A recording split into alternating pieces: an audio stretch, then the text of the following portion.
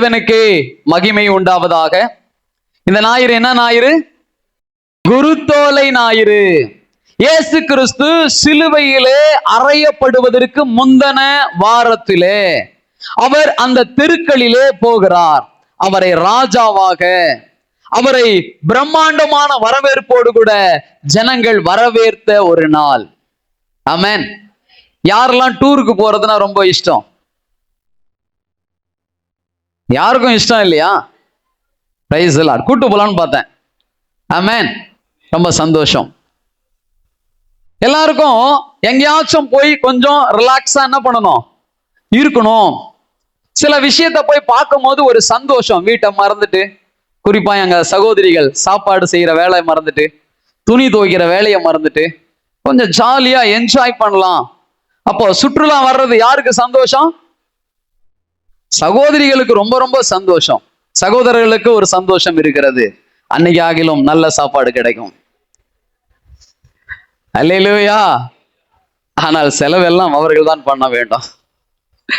சரி, இப்ப இயேசு கிறிஸ்து இந்த எருசலேமின் வீதிகளிலே கடந்து போகிறார். நல்லா கவனிங்க. எருசலேம் என்பது ஒரு நல்ல பட்டணம். அங்கு தேவனுடைய ஆலயம் இருக்கிறது. அங்கே படிப்பு இருக்கிறது, அங்கே பணம் இருக்கிறது, அங்கே அதிகாரம் இருக்கிறது, அங்கே எல்லா விதமான வசதி வாய்ப்புகளும் இருக்கிற ஒரு நகரம் அது. சிட்டி அப்படின்னாலே என்னது? எல்லாமே கிடைக்கக்கூடிய ஒரு இடம். அப்படிப்பட்ட அதிகாரத்தில் உள்ள அனைத்தும் இருக்கிற அந்த பட்டணத்தின் வீதிகளில ஆண்டவராகிய இயேசு போகிறார். இயேசு சுற்றி பார்த்தார். என்ன பண்ணாராம்? செய்தியினுடைய தலைப்பு என்னன்னா, இயேசு சுற்றி பார்த்தார். ரெண்டு காரியத்தை கவனிக்கணும் நீங்க. ஒண்ணு, நம்ம சில இடங்களில புது இடத்துக்கு போனோம்னா எல்லாத்தையும் என்ன பண்ணுவோம்? சுற்றி பார்ப்போம், உற்று பார்ப்போம். எது நமக்கு ரொம்ப பிடிச்சிருக்குதோ அந்த இடத்துல போவோம். இப்ப எல்லாருக்கும் செல்போன் வேற இருக்கு கையில. எந்தெந்த இடத்துல எல்லாம் போயிட்டு நம்ம என்ன பண்ணணும், போட்டோ எடுத்துக்கிடணுமோ அங்கெல்லாம் என்ன பண்ணுவாங்க, நிறைய பேரு பலவிதமான போஸ் கொடுப்பாங்க. ஆமா, சில பேருக்கு நாக்கெல்லாம் வெளியே தள்ளிடும். பாத்திருக்கீங்களா? அப்படின்னா என்ன அர்த்தம்? சீக்கிரம் நாக்கு தள்ள போகுது. அல்லேலூயா. இது தெரியாம பசங்க எல்லாம் என்ன பண்றாங்க, ஸ்டைல்னு சொல்லிட்டு நாக்கெல்லாம் வெளியே தள்ளி கெடுக்கிறாங்க. ஆமென். இப்போ இயேசு சாமி இங்க போற. ரெண்டாவது இன்னொரு காரியம் இருக்குது. மரண தருவாயில சுற்றி பார்க்கிற ஒரு நிகழ்வு. கடைசியா ஒரு முறை பார்த்துக்கிற ஒரு பார்வை. அந்த பார்வையில ஏக்கம் இருக்கும், அந்த பார்வையில தவிப்பு இருக்கும். அந்த பார்வை பாருங்க, மரிக்கிற ஒரு நபர் வீட்டுல இருக்கிற ஒவ்வொருத்தரும் முகத்தையும் பார்க்கும் பொழுது அவர் கண்ணிலையும் தண்ணி வரும், பார்க்கிற நம்முடைய கண்களிலும் தண்ணீர் வரும். கடைசி பார்வை. சில நேரங்களில நமக்கு பிடித்தவர்களை பார்க்க முடியலன்னா அவங்க பேரை சொல்லி சொல்லி என்ன பண்ணுவாங்க, கூப்பிடுவாங்க. அவங்க வெளியூர்ல இருப்பார்கள்னா ரொம்ப கடினம். அப்ப பாருங்க, கடைசி பார்வை. இயேசு சுற்றி பார்த்தார், கடைசியாக சுற்றி பார்த்தார்னு சொல்லலாம். ஆமென். அல்லேலூயா. நம்ம யாருக்கும் தெரியாது கடைசி பார்வைன்ட்டு, ஆனா இயேசுவுக்கு தெரியும். இதுதான் கடைசி பிரயாணம், கடைசி பயணம், கடைசி பார்வை. இப்ப எருசலேமை, அதை சுற்றிலுமாய் இருக்கிற இடங்களை இயேசு கிறிஸ்து சுற்றி பார்க்கிறார். அதை குறித்து தான் இன்றைக்கு நாம் தியானிக்க போகிறோம். இந்த குருத்தோலை ஞாயிறு அன்று இயேசு கிறிஸ்து கழுதையின் மேலே, கழுதை குட்டியின் மேலே அவர் கடந்து வருகிறார். அவர் வரும் பொழுது அவர் பார்த்த சில காரியங்களை உங்களுக்கு முன்பதாக கொண்டு வந்து வைக்க கர்த்தருடைய ஆவியானவர் இந்த அடியேனை வழி நடத்துவாராக. ஆமென். மார்க்கு சுவிசேஷ புஸ்தகம் 11வது அதிகாரம் 11வது வசனத்தை எடுங்கள். மார்க்கு சுவிசேஷம் 11:11 வாசிப்போம். அப்பொழுது இயேசு எருசலேமுக்கு வந்து தேவ ஆலயத்தில் பிரவேசித்து எல்லாவற்றையும் சுற்றி பார்த்து சாயங்காலமான போது பன்னிருவருடனே கூட பெத்தானியாவுக்கு போனார். அல்லேலூயா. கவனிங்க, இயேசு கிறிஸ்து தேவாலயம், எருசலேம் இருக்கிற தேவாலயத்துக்குள்ள வந்து எல்லாவற்றையும் என்ன பார்த்தாரா? சுற்றி பார்த்தார். அல்லேலூயா. ஒவ்வொரு விஷயத்தையும் அவர் பார்க்கிறார். முதலாவது அதை எதை பார்த்தார் என்றால் ஒரு கிராமத்தை பார்த்தார். எதை பார்த்தார்? பெத்தானியா. சோ ஒரு கிராமத்தை அவர் பார்க்கிறார். அதே மார்க்கு சுவிசேஷம் 11ஆம் அதிகாரம் 1-2 வசனங்களை வாசிப்போம்.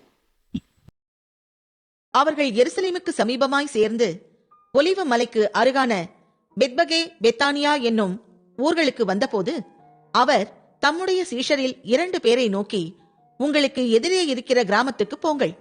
அதில் பிரவேசித்தவுடனே மனுஷர் ஒருவரும் ஒரு காலும் ஏறி இராத ஒரு கழுதை குட்டி கட்டியிருக்க காண்பீர்கள். அதை அவிழ்த்துக் கொண்டு வாருங்கள். அல்லேலூயா. இப்ப ஆண்டவர் பட்டணத்திலே இருக்கிறார், உயர்வான ஒரு ஸ்தலத்திலே இருக்கிறார், அவர் உன்னதமான ஒரு இடத்திலே இருக்கிறார். ஆனால் அங்கே இருந்தோம் கிராமத்தை கண்ணோக்கி பார்க்கிறார். அவர் உன்னதத்திலே இருந்தாலும் இந்த பாவ உலகத்திலே, இந்த பூ உலகத்திலே இருக்கிற உன்னையும் என்னையும் கண்ணோக்கி பார்த்தார். ஆமென். சொல்லுவாங்கல்ல சில பேர், என்னுடைய ஸ்டேட்டஸ்க்கு நான்லாம் உன்கிட்ட பேசுறதே பெரிய விஷயம், உன்னை பார்க்கறதே சொல்றாங்க இல்லைங்களா? ஆனா ஆண்டவர் எங்க இருக்கிறாராம்? உன்னதத்தில் இருக்கிறவர், மகிமையில் பிரசன்னத்தில் இருக்கிறவர் இந்த பாவ உலகை கண்ணோக்கி பார்த்தார். அதான் அன்னாள் பாட்டு பாடுகிறாள். சாமுவேல் 1 சாமுவேல் 2ஆம் அதிகாரத்திலே பாட்டா பாடுறான். ஆண்டவருக்கு நன்றி சொல்லி பாடுகிறார். அப்ப சொல்றா, அவ உன்னதமானவர், அவர் எல்லாருக்கும் மேலானவர். சோ அப்படிப்பட்ட உயரத்திலே உன்னதத்திலே இருக்கிற தேவன் சாதாரண கிராமத்தை கண்ணோக்கி பார்த்தார். அல்லேலூயா. சாதாரண மனிதராகிய நம்மையும் அவர் கண்ணோக்கி பார்த்திருக்கிறார். அல்லேலூயா. ஒரு பிச்சைக்காரன் வழியில இருக்கிறான், அவன் கத்துறான். என்ன கத்துறான்? தாவீதின் குமாரனே எனக்கு இரங்கும். ஜனங்க அவங்க கூட வந்த சீஷர்லாம் அவனை அதட்டுறாங்க. ஆனாலும் அவன் கத்தி கொண்டே இருக்கிறான். கத்தர் பாருங்க, அந்த பிச்சைக்காரனுடைய சத்தத்திற்கும் அவர் செவி கொடுத்து நின்று அவனை கனப்படுத்துகிறார். அவனை கூட்டி வர சொல்லி, நான் உனக்கு என்ன? அல்லேலூயா. ஆகினால சில பேருக்கு இருக்கலாம், நான்லாம் ஜெபம் பண்ண ஏசாமி கேட்பாரா? நான்லாம் கூப்பிட்டா ஆண்டவர் கேட்பாரா? நான்லாம் தகுதி இல்லாத ஆளு, நான்லாம் ஒண்ணும் இல்லாத ஆளு. ஸ்தோத்திரம். நெடுநாளுக்கு முன்னாடி ஞாபகம் வருது, பல வருஷத்துக்கு முன்னாடி ஒரு பகுதியில ஊழியத்துக்கு போயிருந்தேன். ஒரு வீட்டுல ஜெபம் பண்ணிட்டு, சோ அவங்க விசுவாசி இல்ல, ஒரு வீட்டுல ஜெபிக்க கூப்பிட்டாங்க. ஒரு விசுவாசி வீட்டுல ஜெபிக்கும் போது கூப்பிட்டார்கள். அப்ப கூப்பிட்ட பொழுது அங்க போன பொழுது ஜெபம் முடிச்ச உடனே அந்த வீட்டுல இருக்கிற பிரதருக்கு கையை கொடுத்து கர்த்தருக்கு ஸ்தோத்திரம். அவர் அழுதுட்டார்.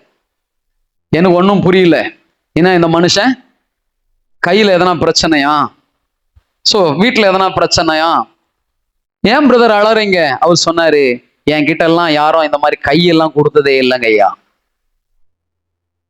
அப்ப பாருங்க, இந்த உலகத்துல சில மனிதர்களுடைய வாழ்க்கையில மிகவும் தாழ்மையான நிலையில, அல்லது அது ஒதுக்கப்பட்ட நிலையில, சோ அல்லது மட்டம் தட்டப்பட்ட இடத்திலே இருக்கிறார்கள். ஆனாலும் வேதம் சொல்லுது, அவர்களையும் கர்த்தர் நேசிக்கிறார். இந்த ஏழை கூப்பிட்டேன், கர்த்தர் என்ன பண்ணாரு? மறு உத்தரவு அருளுகிறார். திக்கற்ற பிள்ளைகளுடைய ஜபத்தை அவர் என்ன பண்றதில்ல? அலட்சியம் பண்றதில்ல. ஆகையினால நீங்க யாரானாலும் சரி, உங்களை தேவன் புறக்கணிக்க அல்ல, உங்களை ஏற்றுக்கொள்ளதான் இந்த உலகத்துக்கு வந்திருக்கிறார். அல்லேலூயா. ஸ்தோத்திரம். வேதம் பார்க்கிறோம், அன்னாள் அற்பமா எண்ணப்பட்டா, லேயாள் அற்பமா எண்ணப்பட்டா. ஆனா கர்த்தருடைய கண்கள் அவர்களை கண்ணோக்கி அவர்களை கடாட்சி தருளினது. நான் சொல்றேன், உங்களை யாருன்னா அற்பமா நினைக்கிறாங்களா? நான் தெளிவா சொல்றேன், உங்களை அற்பமா நினைக்கிறாங்களா? உங்களை இயேசு ரொம்ப ரொம்ப ரொம்ப ரொம்ப ரொம்ப ரொம்ப நேசிக்கிறார். ரொம்ப ரொம்ப ரொம்ப ரொம்ப ரொம்ப நேசிக்கிறார். அல்லேலூயா. உங்களுடைய படிப்பை வைத்தோ, உங்களுடைய உடல் அமைப்பை வைத்தோ, உங்கள் குடும்பத்தை வைத்தோ, உங்கள் வருமானத்தை வைத்தோ, ஏதோ ஒன்றை வைத்து உங்களை அற்பமாய் கேவலமாய் இந்த உலகத்திலே மனிதர்கள் உங்களை பார்க்கறாங்களா? நீங்க சந்தோஷப்படுங்க, இயேசு உங்களை அதிகமாய் நேசிக்கிறார். அல்லேலூயா. இந்த லேயாளுடைய வம்சத்துலதான் யூதா பிறக்கிறார். அந்த யூதாவினுடைய வம்சத்துலதான் இயேசு கிறிஸ்து பிறந்தார். அல்லேலூயா. ஸ்தோத்திரம். லேயாளுக்கு கொஞ்சம் கூச்ச பார்வை. யாக்கோபினுடைய முதல் மனைவி. யாக்கோபு விரும்பினது யாரு? ராகேலை. சரி, ஏன்னா அவள்தான் அவர் முதல்ல பார்த்தாரு. அது தப்பு கிடையாது. மாமா பொண்ணு முதல் பார்க்கறாரு. அவங்க அப்பா அம்மா சொல்லி அனுப்பிச்சிருக்காங்க, மாமா பொண்ணு தான் என்ன செய்யணும்? கல்யாணம் பண்ணணும். இதை தெரியாம சில பேர் லவ் பண்ணி கல்யாணம் பண்ணுங்க, யாக்கோபு இப்படிதான் பண்ணாருன்றாங்க. அப்படியெல்லாம் இல்லை, அவங்க அப்பா அம்மா சொன்னாங்க.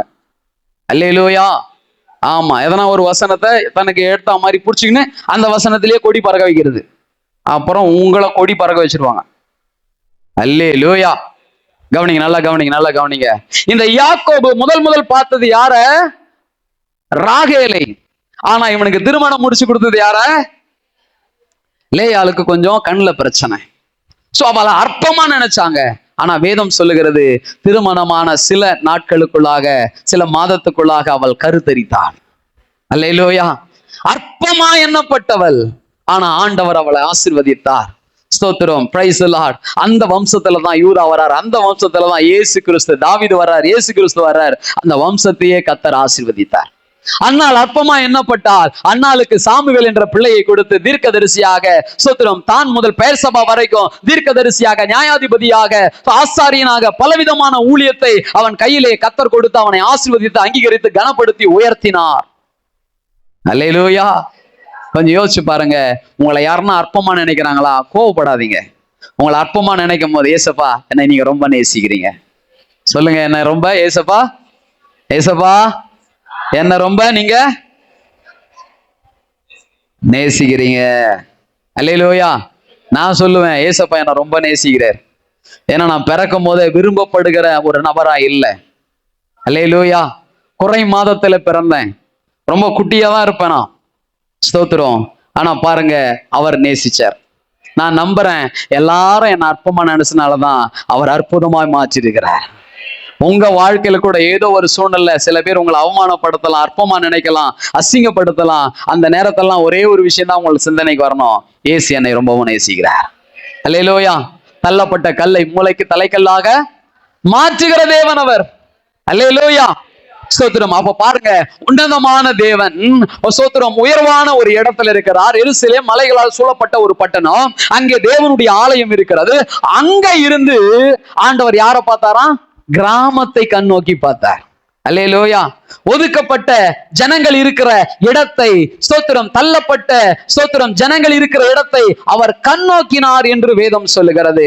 ஆக இயேசு சிலுவையில் அறையப்படுவதற்கு முன்னதாக எருசலேமிலே சுற்றி பார்க்க வந்த பொழுது முதல்ல யாரை பார்த்தார்னா, தள்ளப்பட்ட, ஒதுக்கப்பட்ட அல்லது தாழ்வில் இருக்கிறவர்களை அவர் கண்ணோக்கி பார்க்கிறார். இந்த ஞாயிற்றுக்கிழமை, இந்த குருத்தோலை ஞாயிற்றுக்கிழமையும் கர்த்தர் அப்படிதான் இந்த சபையில, இந்த கூட்டத்துல யாரெல்லாம் அப்படி ஒதுக்கப்பட்டு தள்ளப்பட்டு அற்பமா எண்ணப்பட்டிருக்கீங்களோ அவங்களுடைய இருதயத்தை, அவங்களுடைய முகத்தை ஸ்பெஷலா தேவன் பார்க்கிறார். அல்லேலூயா. ஸ்தோத்திரம். அவர் உங்களை பார்க்கிறார்.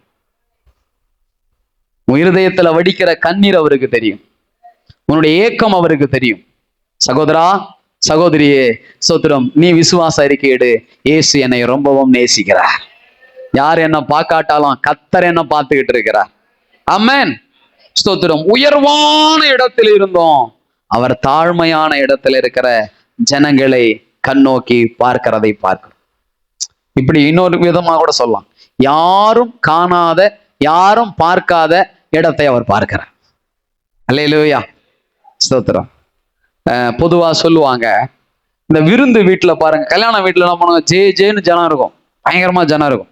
ஆனா மரணம் வீட்டுல பாருங்க, சொல்லி கொள்ளாம என்ன பண்ணுவாங்க, போயிடுவாங்க. ஆனா பைபிள் என்ன சொல்லுது, விருந்து வீட்டுக்கு போவதை காட்டிலும் துக்க வீட்டுக்கு போவது நலம். பாருங்க, ஆண்டவர் கொஞ்சம் இந்த இடத்துல வித்தியாசமா, சந்தோஷமான இடத்துல இல்ல, சோ துக்கம் நிறைந்த இடத்துல அவர் கடந்து வந்து அந்த துக்கத்தை என்னவா மாத்துறாராம்? சொல்லுங்களேன், யோவான்ல போட்டிருக்கல, உங்கள் துக்கம். அல்லேலூயா.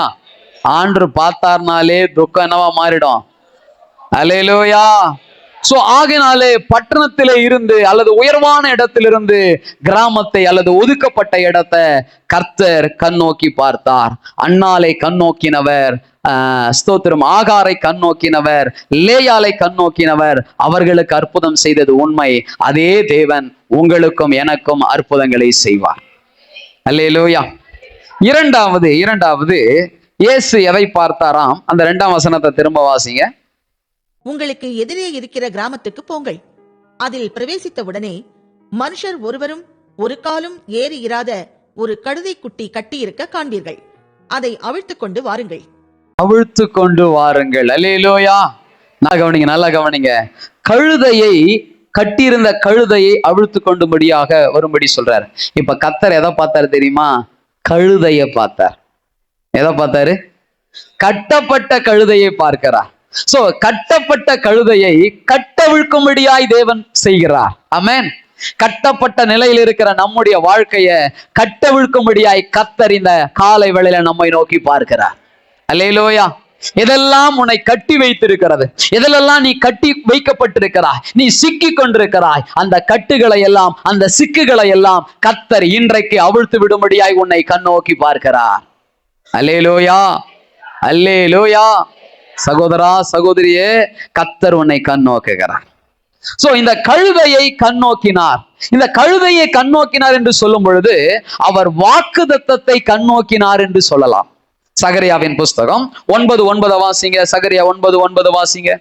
சீயோன் குமாரத்தியே மிகவும் களிகூரு, மிகவும் களிகூரு. எருசலேம் குமாரத்தியே, எருசலேம் குமாரத்தியே கெம்பீரி, கெம்பீரி. இதோ இதோ உன் ராஜா உன்னிடத்தில் வருகிறார், உன் ராஜா உன்னிடத்தில் வருகிறார். அவர் நீதி உள்ளவரும், அவர் நீதி உள்ளவரும், ரட்சிக்கிறவரும், ரட்சிக்கிறவரும், தாழ்மை உள்ளவரும். பாருங்க அவருக்கு பத்தி எப்படி சொல்றாங்க பாருங்க. அவர் நீதி உள்ளவர், அவர் ரட்சிக்கிறவர், தாழ்மை உள்ளவர், தாழ்மை உள்ளவர். கழுதையின் மேலும், கழுதையின் மேலும், கழுதை குட்டியின் மேலும், மரியின் மேலும் ஏறி வருகிறவருமா இருக்கிறார். இல்லையா? சொல்லுங்களேன்.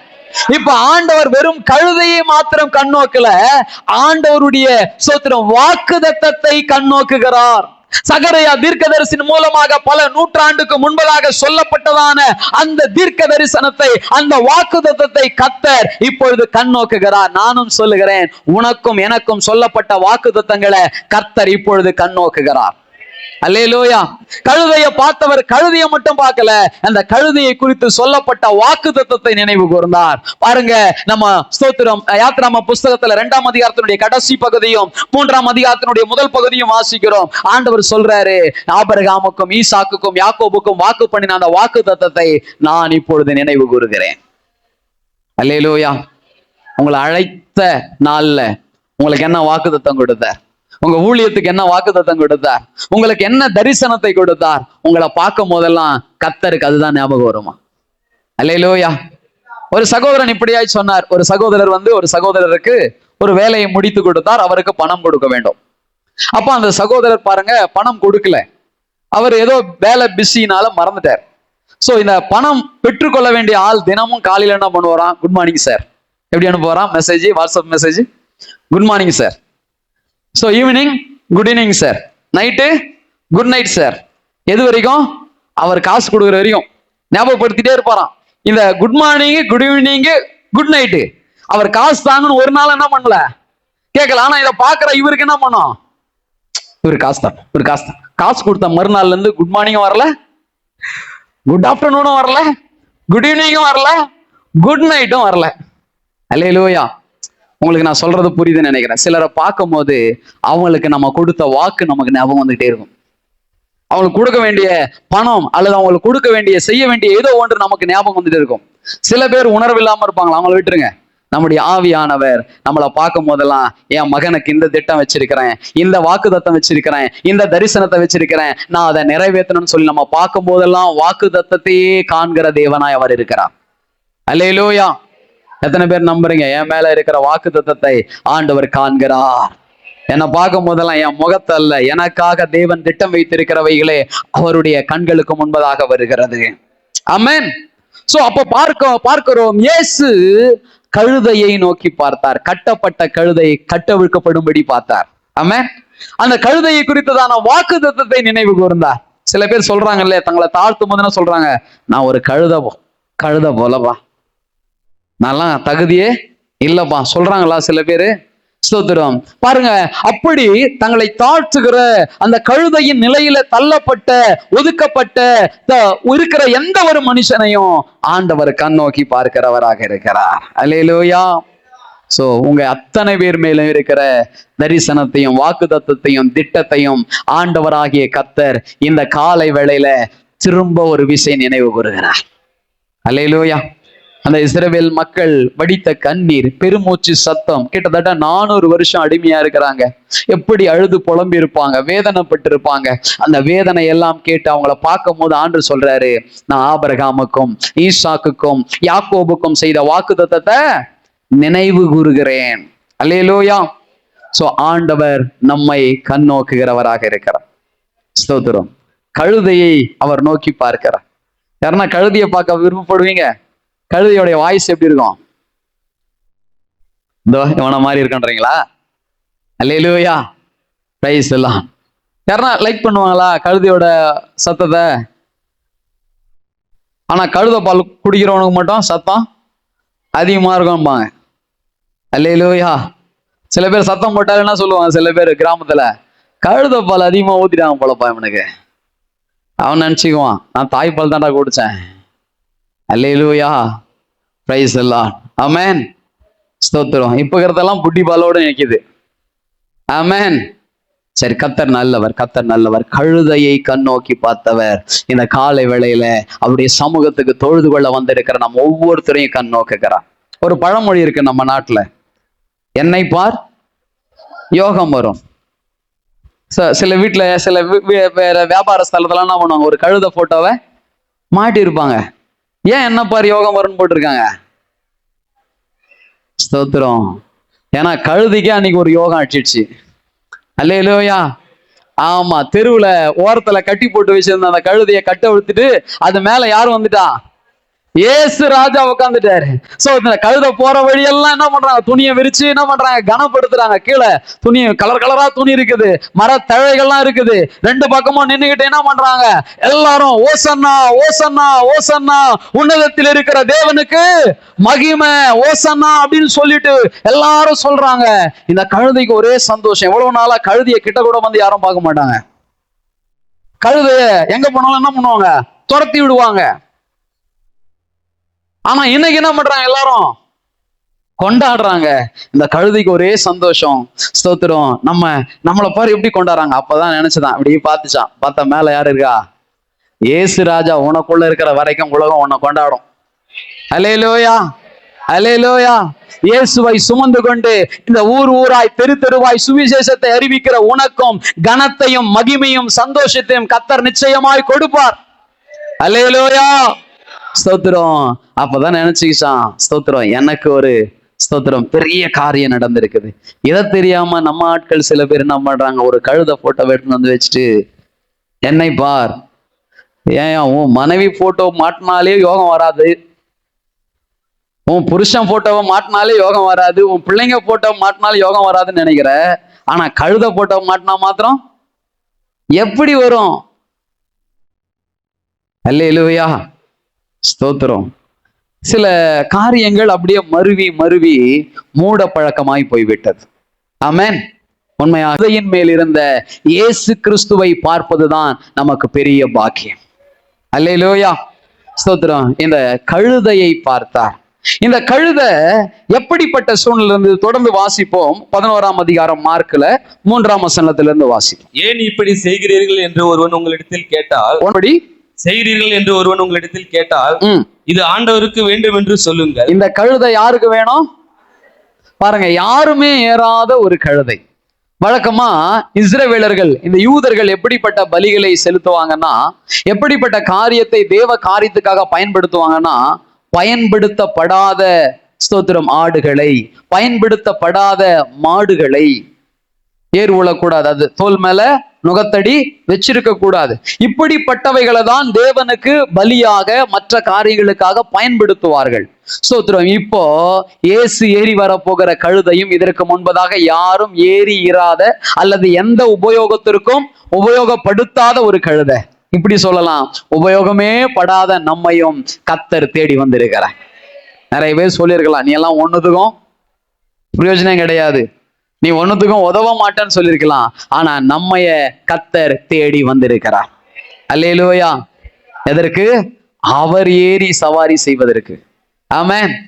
ஸ்தோத்திரம். அவர் ஏறி நம்மை வழி நடத்துவதற்கு, நம்முடைய உள்ளத்துல வந்து நம்மை சரியான பாதையில நடத்துவதற்கு அவர் அந்த ஸ்தோத்திரம் கழுதையை கட்டவிழ்த்து கொண்டு வர சொல்லுகிறார். இந்த உலகத்துல பலவிதமான கட்டுகளிலே நாம் இருந்தோம். பாவக்கட்டில இருந்தோம், சாபக்கட்டில இருந்தோம், வியாதியின் கட்டில இருந்தோம், பிசாசின் கட்டில இருந்தோம், பில்லி சூன்ய கட்டில இருந்தோம், பலவிதமான கட்டுகளில இருந்தோம். அந்த கட்டுகளிலெல்லாம் அவிழ்த்து நம்மை கத்தர் கொண்டு வர சொல்லியிருக்கிறார். எதற்கு தெரியுமா? அவர் நமக்குள்ளே வாசமா இருந்து நம்மை வழி நடத்துவதற்கு. எத்தனை பேர் நம்புறீங்க? அல்லேலூயா, அல்லேலூயா. வாசிங்க, தொடர்ந்து வாசிங்க. இது ஆண்டவருக்கு வேண்டும் என்று சொல்லுங்க. யாருக்கு வேணும்? ஆண்டவருக்கு வேணும். நீ ஆண்டவருக்கு வேணும். பக்கத்துல சொல்லுங்க, நீ ஆண்டவருக்கு வேணும். ஆமா, எனக்கு எவ்வளவு வேலை இருக்கு தெரியுமா எல்லாம் சொல்லாத. நீ யாருக்கு வேணும்? எனக்கு எவ்வளவு பெரிய கடமை எல்லாம் இருக்கு தெரியுமா? இருக்கட்டும். நீ யாருக்கு வேணும்? ஆண்டவருக்கு வேணும். சரி, நான் உங்களை பார்த்து கேட்கிறேன், எத்தனை பேர் சொல்றீங்க, ஆண்டவரே உமக்காக என்ன கொடுக்கிறேன்? கையை உயர்த்தி வராமேன்னு சொல்லுங்களேன். அல்லேலூயா. சோ ஆண்டவர் நமக்குள்ள வாசம் பண்ணணும். அவர் தேவாலயத்துல வாசம் பண்றது மட்டும் இல்ல, ஒவ்வொரு மனிதனுடைய இருதயம் தான் தேவாலயம். அதற்குள்ளே வாசம் பண்ண தேவன் விரும்புகிறார். அல்லேலூயா. கர்த்தருடைய நாமம் மகிமைப்படுவதாக. ஆமென். கர்த்தருடைய நாமம் மகிமை. தொடர்ந்து வாசிப்பா. உடனே அதை இவ்விடத்திற்கு அனுப்பி விடுவான் என்று சொல்லி அவர்களை அனுப்பினார். அவர்கள் போய் வெளியே இருவழி சந்தியில் ஒரு வாசல் அருகே கட்டியிருந்த அந்த குட்டியை கண்டு, பாருங்க எங்க இருந்துச்சு அந்த கழுதை? 2 வழி இருக்குதான், அதுல ஒரு வழியினுடைய வாசல்லே கட்டி இருக்குது. இந்த உலகத்திலே நமக்கு 2 காரியம் இருக்குது. ஒன்னு ஆசீர்வாதம், இன்னொன்னு சாபம். ஒன்னு ஜீவன், இன்னொன்னு மரணம். ஒன்னு பாவம், இன்னொன்னு பரிசுத்தம். இந்த 2 இருக்கிற இடத்துல ஒரு வழி அருகே என்ன பண்ணிருக்குது? அந்த கழுதைய கட்டி வச்சிருக்குதான். இப்ப அந்த கழுதைக்கு புரியல, இந்த வழியில போலாமா இந்த வழியில போலாமா? எந்த கழுதைக்கு புரியல? இந்த கழுதைக்கு புரியல. என்ன புரியல? எந்த வழியில போறது? 2 வழி இருக்குது. ஸ்தோத்திரம், அல்லேலூயா. உங்களுக்கு புரியுற மாதிரி சொல்றேன். நேர் வழி, குறுக்கு வழி. ஆமென். எந்த வழியில போனோம்? என்னை நேர் வழியாய் நடத்தின தேவனை நான் ஸ்தோத்தரிக்கிறேன் என்று அன்னைக்கு எலியேசர் சொல்லுகிறான். அல்லேலூயா. நம் ஆண்டவர் நேர் வழியாய் நடத்துகிற தேவன். ஆமென். சகோதரா, சகோதரியே, இந்த உலகத்துல பல வழிகள் உண்டு. குறிப்பாய் 2 வழிகள் சொல்லப்படுகிறது. தீய வழி, நல்ல வழி. அல்லேலூயா. தீய வழி, நல்ல வழி. தீய சக்தி, தூய சக்தி. Praise the Lord. ஆமென். 2 வழி இருக்குது. ஆமென். குறுக்கு வழி, நேர் வழி இருக்குது. 2 வழி இருக்குது. ஆண்டவர் சொல்ல, ஜீவனையும் மரணத்தையும் உனக்கு முன்னாடி வச்சிருக்கிறேன். நீ நன்றாக இருக்கும்படி ஜீவனை தெரிந்து கொள். நீ நன்றாக இருக்கும்படி ஸ்தோத்திரம் சரியான பாதையை, நல்ல வழியை தெரிந்து கொள்ளுங்கிறார் ஆண்டவரே. ஆகவே இந்த உலகத்துல எல்லாத்துக்கும் 2 காரியம் இருக்குது பிரியமானவர்களே. நீங்கள் சரியான வழியில போகணும். சரியான வழி யார் தெரியுமா? இயேசு கிறிஸ்து தான். நானே வழியும் சத்தியமும் ஜீவனமா இருக்கு. எனக்கு தெரிந்து தேவன் தவறாக வழி நடத்தவே மாட்டார். எத்தனை பேர் ஆமென் சொல்றீங்க? ஆண்டவர் கரத்துல உங்களை கொடுத்துட்டு தேவனுடைய ஆலோசனை, வேதத்திலிருந்து, ஊழியக்காரன் இடத்துல இருந்து, நீ தேவனிடத்திலிருந்து ஆலோசனை பெற்றுக்கொண்டனா அந்த ஆலோசனையில உறுதியாயிரு. அந்த ஆலோசனையில குழப்பமே ஆக வேண்டாம். சரியான வழியிலே கர்த்தர் நம்மை நடத்துகிறவராக இருக்கிறார். அல்லேலூயா. இன்னைக்கு நிறைய பேருக்கு குழப்பம். இதை செய்யலாமா, அதை செய்யலாமா, இதை செலக்ட் பண்ணலாமா, அதை செலக்ட் பண்ணலாமா, இதை பண்ணலாமா, அதை பண்ணலாமா, எப்படி பண்ணலாம்? குழப்பம் குழப்பம் குழப்பம் குழப்பம். நீ ஆண்டவர் கூட இருந்தா குழப்பமே இல்லை. அவரே உன்னை அழகா சரியான வழியில நடத்திடுவார். இந்த கழுதை பார்த்துனே இருக்கும். இந்த வழியில நடத்துவாங்களா, இந்த வழியில நடத்துவாங்களா, எப்போ நம்ம நடப்போம் தெரியும் இல்லைங்களா? சிலது வந்து கட்டியே வச்சிருந்தாங்கன்னா எப்படா சுதந்திரம் கிடைக்கும்? சில வீடுகளில பாருங்க, இந்த பறவைகள் எல்லாம் அடைச்சி வளர்ப்பாங்க. சில சில செல்ல பிராணிகள் எல்லாம் அடைச்சி வளர்ப்பாங்க, கட்டி போட்டு வளர்ப்பாங்க. அதை கட்ட அழுத்தோன்னா அதுக்கு வரும் பாருங்க சந்தோஷம்.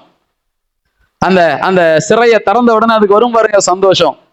அல்லேலூயா. இப்ப யாருக்கு சந்தோஷம்? இந்த கழுத குட்டிக்கு சந்தோஷம்.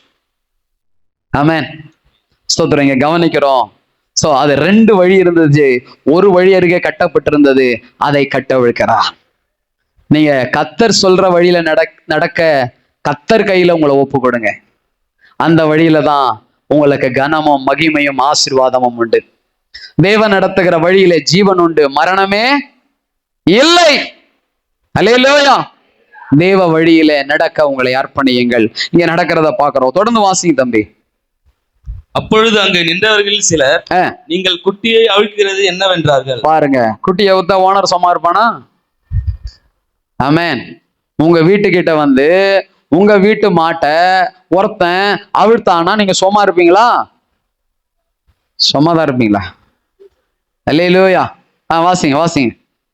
இயேசு கற்பித்தபடியே அவர்களுக்கு உத்தரவு சொன்னார்கள். இயேசு சொன்னாரு, இது யாருக்கு தேவைன்னு சொல்லுங்கப்பா? ஆண்டவருக்கு தேவைன்னு சொல்லுங்க. அல்லேலூயா. ஸ்தோத்திரம். இப்ப சண்டே ஸ்கூலுக்கு தெருவுல நம்ம நடத்த போறோம், போய் சின்ன பிள்ளைங்களை கூப்பிட போறோம். கூப்பிட்ட உடனே அப்பா அம்மா எல்லாம் எதனா சொல்லணும், ஆண்டவருக்கு இந்த பிள்ளை தேவை. அல்லேலூயா. ஸ்தோத்திரம். சில வீடுகளிலே கர்த்தர் தாமே விசேஷித்த பிள்ளைகளை வச்சிருப்பாரு. அந்த பிள்ளைகளை அழைக்கும் போது அந்த குடும்பத்தார் ஸ்தோத்திரம் கேட்கும் பொழுது நம்ம சொல்லணும், இந்த பிள்ளை ஆண்டவருக்கு தேவை. அல்லேலூயா. உன்னுடைய தேவை ஆண்டவருக்கு ரொம்ப ரொம்ப தேவை. ஆமென். வாசிங்க வாசிங்க. அப்பொழுது அவர்களை போக விட்டார்கள். அவர்கள் அந்த குட்டியை இயேசுவினிடத்தில் கொண்டு வந்து அதன் மேல் தங்கள் வஸ்திரங்களை போட்டார்கள். அவர்கள் அதன் மேல் ஏறி போனார். பாருங்க, அந்த கழுதைக்கு ஒரே சந்தோஷம். பொதுவா கழுதை மேல என்ன துணி வைப்பாங்க? அழுக்கு துணி தான் வைப்பாங்க. இதுவும் கொஞ்சம் வளர்ந்த போறன்னு நினைச்சிருக்கோம். நம்மளும் கொஞ்சம் வளர்ந்துட்டு தான் நம்ம மேல என்னதான் போடுவாங்க? அழுக்கு துணி போடுவாங்க. அதுவும் கொஞ்சமாவா போடுவாங்க? ஸ்தோத்திரம். அல்லேலூயா. ஸ்தோத்திரம். ஆனா அதுக்கு இப்ப என்ன துணி போட்டாங்க? எடுத்த உடனே என்ன துணி? ஆமா, அன்னார் அவர்களுக்கு இந்த பொன்னாடையை அணிவிக்கிறேன். அல்லேலூயா. ஸ்தோத்திரம். பாருங்க, பொன்னாடை மேல அப்படியே வஸ்திரத்தை விரிச்சு போடுறாங்க. அல்லேலூயா. ஆமென். வாசிங்க வாசிங்க. அநேகர் தங்கள் வஸ்திரங்களை வழியிலே விரித்தார்கள். வேறு சிலர் மரக்கிளையை தரித்து வழியிலே பரப்பினார்கள். முன்னடப்பாரும் பின்னடப்பாரும் ஓசன்னா கர்த்தரின் நாமத்தினாலே வருகிற ஓசன்னா கர்த்தருடைய நாமத்தில வருகிறவருக்கு ஸ்தோத்திரிக்கப்பட்டவர். கர்த்தரின் நாமத்தினாலே வருகிற நம்முடைய பிதாவாகிய தாவீதின் ராஜ்யம் ஆசீர்வதிக்கப்படுவதாக ஆசீர்வதிக்கப்படுவதாக உன்னதத்திலே ஓசனா என்று சொல்லி ஆர்ப்பரித்தார்கள். உன்னதத்திலே ஓசனா என்று ஆர்ப்பரித்தார்கள். அல்லேலூயா. ஓசன்னா உன்னத தேவனே ஓசன்னா தாவீதின் மைந்தனே ஓசன்னா உன்னத தேவனே ஓசன்னா தாவீதின் மைந்தனே. அல்லேலூயா. ஒரே பாட்டு. எங்க சத்தம் வரும் தெரியுமா? சந்தோஷம் இருக்கிற இடத்துல சத்தம் தன்னால வரும். ஆமென். சந்தோஷமா இருந்துட்டாலே போதும், ஒரே சத்தம் தான் வரும். ஆமென். சோ இப்ப ஆண்டவராகிய இயேசு இந்த கழுதையின் மேல் வருகிறார். இந்த கழுதை ஸ்தோத்திரம் எல்லா விதத்திலும் அலங்கரிக்கப்பட்டு நல்ல ஒரு வரவேற்பை பெறுகிற ஒரு சூழ்நிலையை நம்ம பார்க்கிறோம். சகோதரா சகோதரியே, கழுதையை போல இந்த உலகத்துல உன்னை யார் ஓரம் கட்டினாலும் யார் தள்ளி வச்சாலும் கவலைப்படாத. ஆண்டவராகிய இயேசு கிறிஸ்து உன்னை நேசிக்கிறார். உனக்குள் வாசம் பண்ணி உன்னை வழி நடத்த விரும்புகிறார். எத்தனை பேர் சொல்லுவீங்க, எனக்குள்ள வந்து என்ன வழி நடத்துங்க? அல்லேலூயா. அல்லேலூயா. கர்த்தர் நம்மை வழி நடத்துகிற தேவனாயிருக்கிறார். ஆமென். இயேசு பட்டணத்தில் இருந்தாலும் அல்லது உயர்வான இடத்தில் இருந்தாலும் கிராமத்தை, ஒதுக்கப்பட்ட ஒரு இடத்தை நோக்கி பார்த்தார். இரண்டாவது கழுதையை நோக்கி பார்த்தார். ஆமென். மூன்றாவது என்னத்தை சுற்றி பார்க்கிறார்? என்னத்தை நோக்கி பார்க்கிறார்னா எருசலேமை பார்க்கிறார். எருசலேம் கொஞ்சம் பிரம்மாண்டமான ஒரு பட்டணம். அங்கே பார்க்க வேண்டிய பல காரியங்கள் இருக்கிறது. எடுத்து வாசிங்கள். மார்க் 11:11.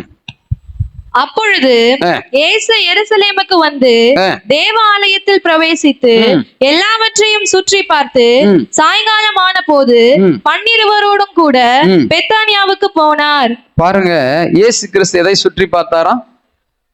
எருசலேமை சுற்றி பார்க்கிறார். எருசலேமை பார்க்கிறார். அந்த எருசலேமினுடைய அலங்கத்தை பார்க்கிறார். எருசலேமினுடைய வாசல்களை பார்க்கிறார். எருசலேமினுடைய வீதிகளை பார்க்கிறார். அந்த பட்டணத்தை பார்க்கிறார். சில இடத்தெல்லாம் வியூ பாயிண்ட்னு இருக்கும், கேள்விப்பட்டிருக்கீங்களா? View point. சில இடத்தெல்லாம் போய் நின்று பார்த்தோன்னு வச்சுக்கீங்களேன், அங்க கீழே இருக்கிற மலை மேல நின்று பார்த்தோன்னா, சமீபத்துல சென்ட் தாமஸ் மவுண்ட் நான் போயிருந்தேன்.